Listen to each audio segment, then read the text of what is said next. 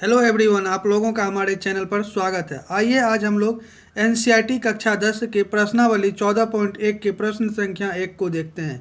तो एक्सरसाइज 14.1 का जो प्रश्न संख्या फर्स्ट है हमारा, वह है पौधों की संख्या और घड़ों की संख्या का हम लोगों को डाटा दिया हुआ है। कहने का मतलब दो कॉलम दिया हुआ है और दोनों कॉलम में क्या है, पौधों की जो संख्या है उसका डाटा और घड़ों की जो संख्या है उसका डाटा दिया हुआ है। इन दो डाटाओं के मदद से हमको माध्य निकालना है, इसका हम लोगों को माध्य निकालना है। तो आइए अब हम लोग माध्य निकालने के लिए एक और डाटा का निर्माण करते हैं। तो चार कॉलम बनाएंगे, 1 2 3 4। चार कॉलम हमने बना लिया। फर्स्ट कॉलम में हम लोगों को लिखना है पौधों की संख्या। जी हाँ दोस्तों, फर्स्ट कॉलम में जो लिखना है वह लिखना है पौधों की संख्या। सेकंड कॉलम में लिखना है घड़ों की संख्या, और घड़ों की संख्या को FI से हम लोग डिनोट करेंगे। कहने का मतलब घड़ों की संख्या के जगह हम लोग FI भी लिख सकते हैं, तो हमने FI लिख लिया। इसके बाद थर्ड कॉलम में हम लोग को लिखना है मध्य बिंदु, और मध्य बिंदु को XI नाम देंगे, और मध्य बिंदु को क्लास मार्क भी कहा जाता है। इसके बाद लिखना है हम लोगों को लास्ट कॉलम में FI XI। FI XI क्या है, तो घड़ों की संख्या और मध्य बिंदु का गुणनफल को हम लोग FI XI से नाम देंगे, यानी FI XI से डिनोट करेंगे।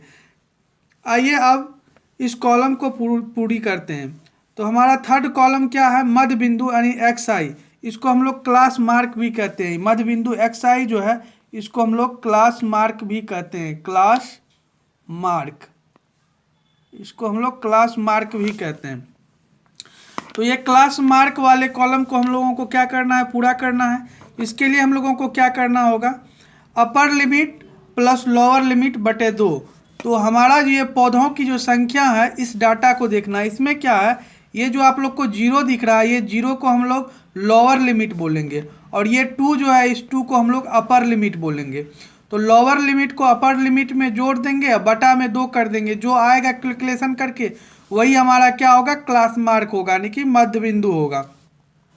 तो लोअर लिमिट क्या है, 0 है, और अपर लिमिट क्या है, 2 है।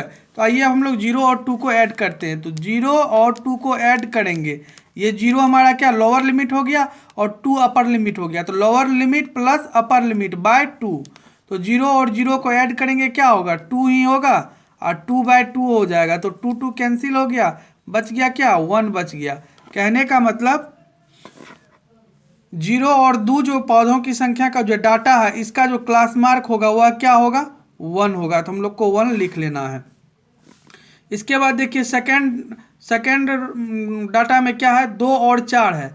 तो 2 और 4 में 2 लोअर लिमिट हो गया, 4 अपर लिमिट हो गया। 2 और 4 को जोड़ लेंगे, कितना होगा, 2 और 4 6 हो जाएगा, बटा 2। 6/2 क्या हो जाएगा, 3 हो जाएगा। तो यहाँ हम लोग को 3 लिख लेना है। इसके बाद क्या है, 4 और 6 है। 4 और 6 को जोड़ेंगे, क्या 10 होगा, 10/2 यानी कि 5 आ जाएगा। अब देखिए 8 और 6 को जोड़ेंगे, क्या होगा, 14 होगा, 14/2 क्या हो जाएगा, 7 हो जाएगा। इसके बाद देखिए 8 और 10 को जोड़ेंगे, 18 होगा, 18/2। तो 18 को 2 से काटेंगे तो क्या हो जाएगा, 9 हो जाएगा।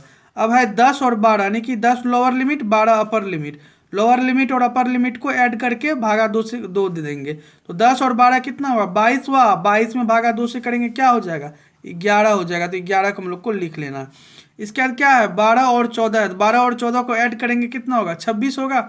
अब बटा 2 करेंगे तो क्या आ जाएगा, 13 आ जाएगा। 13 हम लोग को लिख लेना है।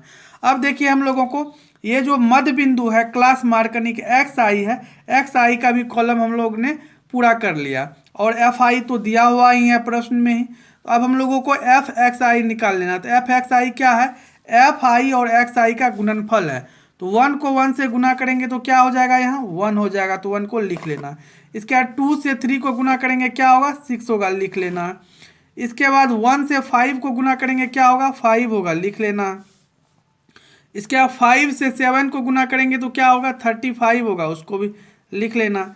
इसके बाद देखिए इस 6 से इस 9 को गुना करेंगे, क्या होगा, 54 होगा, उसको भी लिख लेना।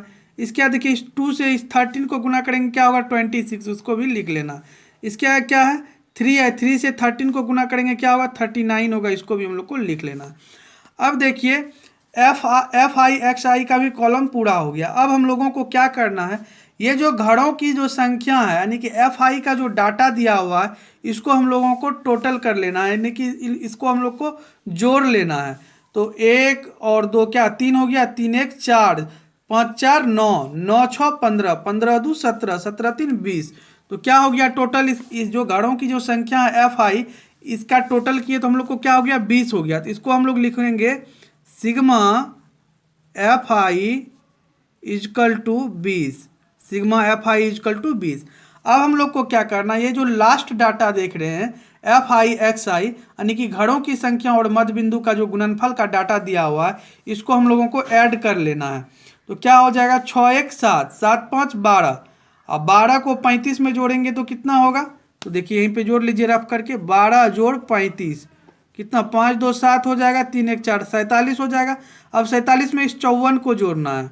जब 47 में 54 को ऐड कीजिएगा तो 7 4 11 के एक में चले 5 4 9 1 10, 101 हो जाएगा। 101 में 26 जोड़ना है तो क्या हो जाएगा 6 1 7 2 1, 127। 127 में इस 39 को ऐड करेंगे तो क्या होगा 9 7 16 का 6 में चले 3 2 5 1 6 और 1,